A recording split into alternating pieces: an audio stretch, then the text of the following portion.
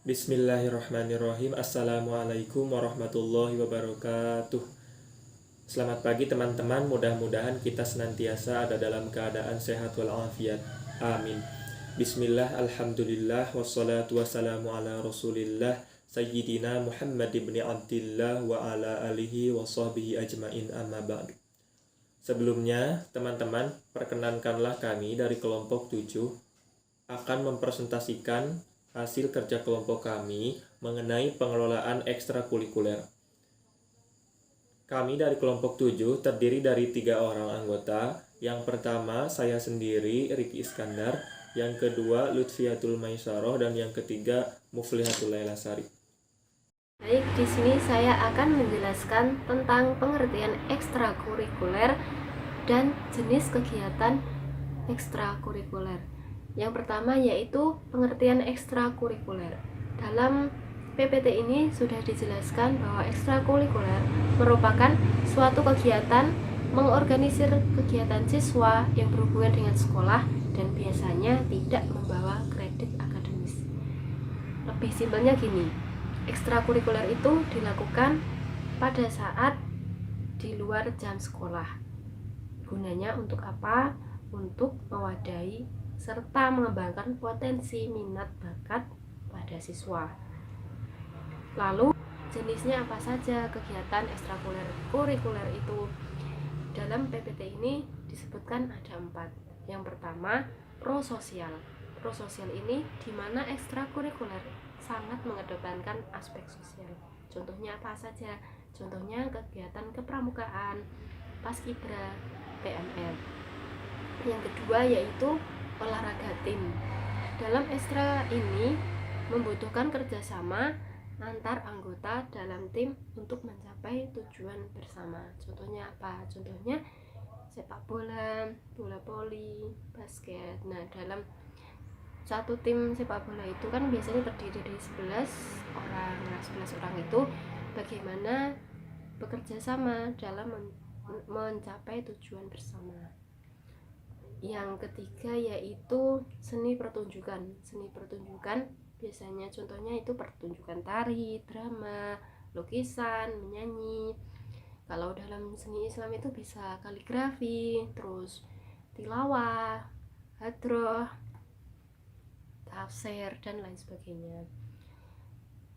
Yang keempat yaitu klub akademik, di mana ekstrakurikuler ini lebih berorientasi pada akademik. Contohnya gini, majalah kreatif, di mana siswa dapat mengembangkan akademiknya melalui majalah kreatif ini. Misal bisa menulis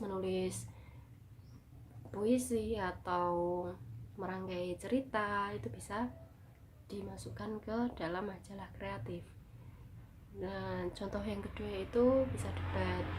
Dalam keseharian itu pasti ada masalah, baik itu masalah negara, sosial, masalah sekolah, itu bisa didebatkan melalui klub akademik ini. Baik teman-teman, kita lanjutkan ya kepada materi selanjutnya. Agar pengelolaan ekstrakurikuler berjalan lancar, maka yang pertama itu harus adanya keterlibatan pihak sekolah. Pihak sekolah di sini biasanya sebagai mediator atau penyalur dana dan pemberi sarana dan prasarana bagi terjalannya ekstrakurikuler. Selain itu adanya keterlibatan dari kepala sekolah, wakasek kesiswaan, pembina OSIS, dan guru-guru bimbingan konseling dalam mengatur alur daripada berjalannya ekstrakurikuler. Yang kedua yaitu penerapan model konseling. Sudah diketahui bahwa model konseling di dalam setiap jenjang sekolah mesti ada dan harus selalu ada. Sebab bimbingan konseling atau model konseling di sini berfungsi sebagai pemerhati, pengawas, dan penyalur motivasi bagi anak-anak agar semua peserta didik itu bisa mengikuti ekstrakurikuler tanpa terkecuali. Nah, selain itu, jika ada masalah atau problematika dalam kehidupan, ya bisa dicurhatkan kepada bimbingan konseling Selain itu juga apabila siswa berminat kepada salah satu ekstrakurikuler, ya baiknya harus berkoordinasi dengan model konseling, dengan bimbingan konseling agar dirinya itu bisa lebih tahu bakat dan minat yang dimiliki dan harus masuk kepada ekstrakurikuler yang mana. Yang ketiga yaitu siswa peserta ekstrakurikuler. Ketika sudah ada organisasi ekstrakurikuler tersebut, ketika sudah ada wadahnya, namanya, maka anggota daripada ekstrakurikuler tersebut adalah siswa. Nah, biasanya anggota daripada ekstrakurikuler adanya sistem seleksi, ya teman-teman. Jadi tidak serta-merta semua siswa bisa ikut ke dalam ekstrakurikuler tertentu sebelum adanya seleksi, kalau menurut pengalaman saya ya. Nah, seperti contohnya dalam ekstrakurikuler seni cabang kolosal atau drama. Nah, di sana itu teman-teman itu diseleksi terlebih dahulu. Jadi siapa yang pandai berakting, jadi siapa yang pandai berbicara, atau yang pedagogiknya bagus ya. Ya jadi mereka itu dipilih sesuai dengan bakat yang dimiliki. Meskipun mereka minat tetapi bakat mereka tidak di sana, berarti otomatis tidak akan terpilih menjadi siswa peserta ekstrakurikuler dalam ekstrakurikuler tersebut. Yang keempat, adanya struktur organisasi ekstrakurikuler. Nah, fungsi daripada ekstrakurikuler adanya struktur organisasi agar apa? Ekstrakurikuler tersebut lebih terarah, lebih terbimbing, dan lebih terkoordinasi dengan apa? Dengan pihak sekolah. Adanya pembina, adanya ketua, adanya sekretaris dan bendahara, maka ekstrakurikuler tersebut akan berjalan dengan lancar sesuai sebagaimana mestinya. Selain itu, dengan adanya ekstrakurikuler, maka struktur tersebut berfungsi sebagai penggerak dalam rangka mengembangkan, memajukan, atau mencapai tujuan daripada visi dan misi yang telah diprogramkan sebelumnya. Mungkin cukup sekian dari saya teman-teman. Materi selanjutnya akan dijelaskan oleh Saudari Muflihatul Laila Sari. Baik, di sini saya akan menjelaskan mengenai dampak positif dan negatif siswa yang mengikuti kegiatan ekstrakurikuler. Yang pertama yaitu dampak positif dari siswa yang mengikuti kegiatan ekstrakurikuler. Yang pertama, siswa tersebut akan mendapatkan atau memiliki nilai yang lebih baik, karena dalam kegiatan ekstrakurikuler siswa tersebut akan mendapatkan pengalaman-pengalaman yang berharga, sehingga dengan pengalaman tersebut siswa akan mendapatkan pengetahuan yang sangat luas, sehingga anak tersebut akan tertunjang pada prestasi akademiknya, sehingga anak yang mengikuti ekstrakurikuler dan tidak itu akan berbeda. Perbedaannya itu terdapat dalam kualitas berpikir atau kekritisannya dalam berpikir. Yang kedua yaitu siswa akan lebih teratur dalam bersekolah, karena dalam kegiatan ekstrakurikuler anak tersebut akan diajarkan tentang kedisiplinan atau tentang menghargai waktu. Dalam banyaknya rangkaian-rangkaian kegiatan, anak tersebut itu akan diajarkan tentang kedisiplinan atau tentang menghargai waktu, sehingga dengan banyaknya acara yang ia ikuti itu dia akan terbangun tentang kedisiplinannya karena dia sudah terbiasa. Yang ketiga yaitu memiliki konsep diri yang lebih tinggi.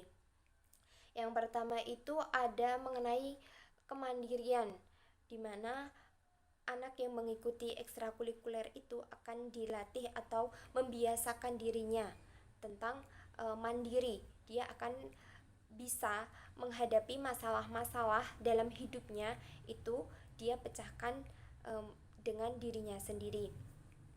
Yang selanjutnya yaitu memiliki interaksi sesama teman yang baik, karena di situ terbiasa berinteraksi saat kegiatan ekstrakurikuler. Yang selanjutnya yaitu memiliki kerjasama yang baik. Di situ dalam kegiatan ekstrakurikuler itu akan terbiasa mengenai kerjasama antar tim, sehingga anak tersebut akan bisa bekerja sama dengan siapapun dengan menghasilkan kualitas yang baik. Yang selanjutnya yaitu dampak dampak negatif dari siswa yang mengikuti kegiatan ekstrakurikuler. Yang pertama yaitu keuntungan yang tidak adil bagi yang memiliki status ekonomi yang lebih tinggi. Nah, siswa yang mengikuti kegiatan ekstrakurikuler itu kan akan memiliki skill yang lebih baik atau skill yang lebih tinggi dari orang-orang yang tidak mengikuti kegiatan ekstrakurikuler. Sehingga dengan skill-skill itu dia akan gampang untuk mendapatkan pekerjaan atau mendapatkan feedback keuntungan berupa materi atau berupa ketenaran. Nah, dalam keuntungan tersebut bagi siswa yang lebih memiliki ekonomi yang rendah itu akan merasa minder karena terdapat temannya juga yang mengikuti ekstrakurikuler itu sudah memiliki ekonomi yang tinggi, terus memiliki dampak positif tentang ketenaran atau berupa uang dalam kegiatan ekstrakurikuler.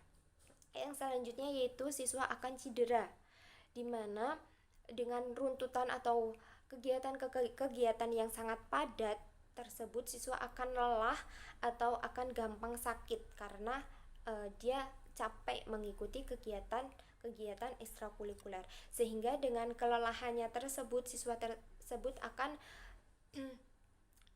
mengurangi atau malas dalam kegiatan belajar, atau dia juga dapat memiliki atau menumbuhkan sifat malas berinteraksi dengan keluarganya atau dengan masyarakatnya atau dengan teman-temannya karena dia sudah capek, sehingga dalam waktu luangnya dia akan lebih mengutamakan tidur atau istirahat ketimbang bergaul dengan orang-orang yang ada di sekitarnya. Mungkin cukup sekian, terima kasih. Baik teman-teman, cukup sekian presentasi dari kelompok 7. Apabila ada kesalahan dalam penyampaian materi atau materi yang dipaparkan kurang memuaskan, kami memohon maaf dan kami ucapkan terima kasih kepada semuanya. Akhirul kalam, wassalamualaikum warahmatullahi wabarakatuh.